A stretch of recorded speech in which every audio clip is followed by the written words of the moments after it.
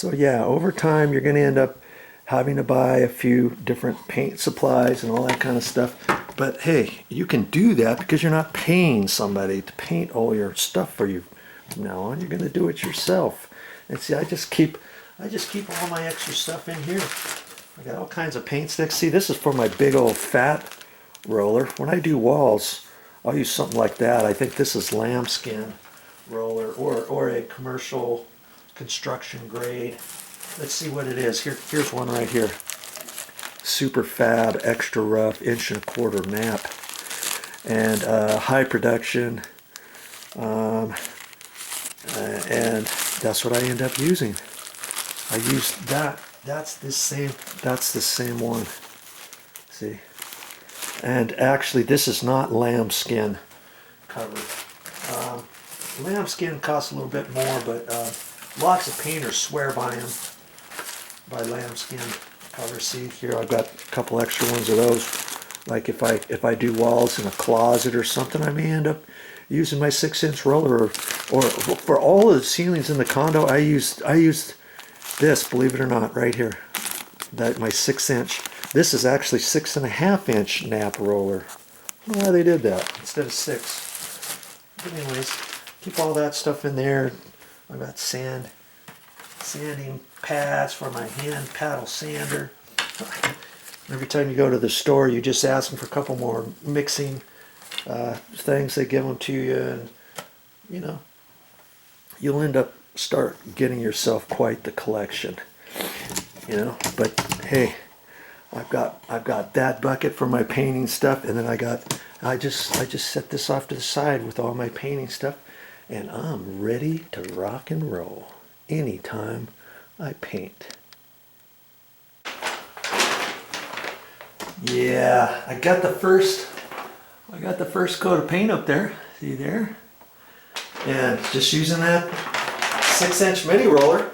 And if you keep this edge of the frame clean, if you don't dip it down too far into your paint, you keep that clean, you can run that right along the edge of the wall. That's kind of what I did there, see? That's how I got that line fairly straight along there without getting it on the wall. Okay. And of course you have to go different directions and stuff, but see, I did that same thing along the tile. See? So I got a fairly straight line. I went along the wall that way, then I flipped the roller around and went the wall up this way, flipped around, went the paint frame along this wall. Okay, and I'm not quite sure if I'm gonna put a second coat. I think I'm going to, because I can see a little bit of daylight through there. It's hard to get a perfectly one coat coverage over a tan semi-gloss wall as it is. You know what I mean? And there you go. And so when this dries all the way, I'll take a look at it. And if I have to put a second coat, I will. That's why I took a plastic bag and I just made sure my roller cover was wet, had enough paint on it, and then just rolled it right up in there, folded it over. That way I don't have to rinse that out. And then I can pull that plastic off and be ready to go again. Okay? And it's not going to take very long for this paint to dry. Now, when I first started, I wasn't quite sure if I was going to get the full coverage on one coat or not. And so I thought, I'm going to put 2 coats. And so I started putting a little bit that way. Then I went over here and did this way. It's really a good way is to, wherever you start, you finish. So if you're going to go back and forth this way, go back and forth that way, all the way across. And see, then I ran across that way on both sides, you know, a strip and a strip. And then I went from here and blended it in, and then went across, and then started over here, went across, and then I went all the way about to the wall with my roller cover.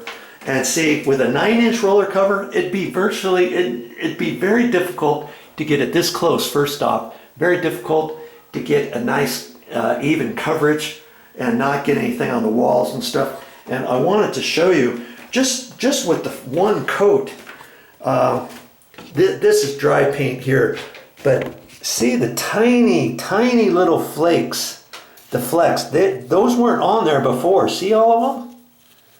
That's from the roller cover. Any little white bits you see on there is from the roller cover that I just did just now. See them all? So you can imagine, if you don't cover your floor and you think, your counters or your toilet, don't think that the paint's not there. Had I not covered it like that, then I would have to take a sponge real quick, a damp sponge, wipe off the counter, wipe off the toilet seat, wipe off the tub. As it is, I wiped off the top of this already with the damp sponge. When I get all done, obviously, I'm going to have to go along and wipe that with a scouring pad. You know, I could have spent some extra time and wrapped that up further, but I didn't. But I'm just letting you know what you're going to get yourself into if you don't cover your floors and stuff like that. You know, once I start doing the walls, I'm not going to do the walls just yet, obviously, because that's a different color.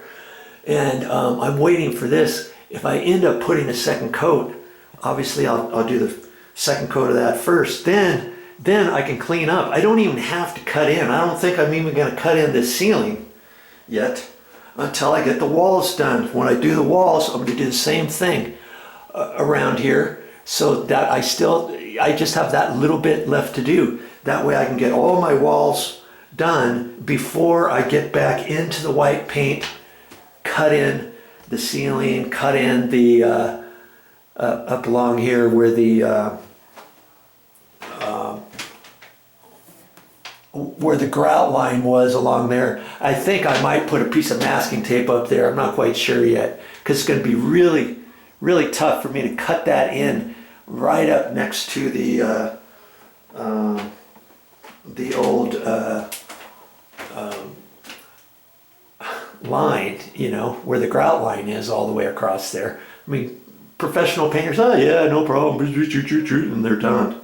You know, I do pretty good, but I'm not a professional painter per se. And what I used to do on the ceilings, in the other ceilings, I just ran my roller right up next to there, and I spooched it into there and got all kinds on the wall. And I thought, oh, I'll just cut, you know, when I cut in the wall color, I'll just cut in along there. And yeah, that all worked. But because I had the white semi-gloss on there and coming up with the gray, the double-click gray, then when I cut in, I ended up having to cut in the walls twice in some other rooms. And even a couple areas I see that I could have actually done a little bit better job than that, even, all because I got so much white extra on there. So this time I'm going to take my cut-in brush and I'm going to do, you know, when I'm up against this wall, I'm going to do as good as I can,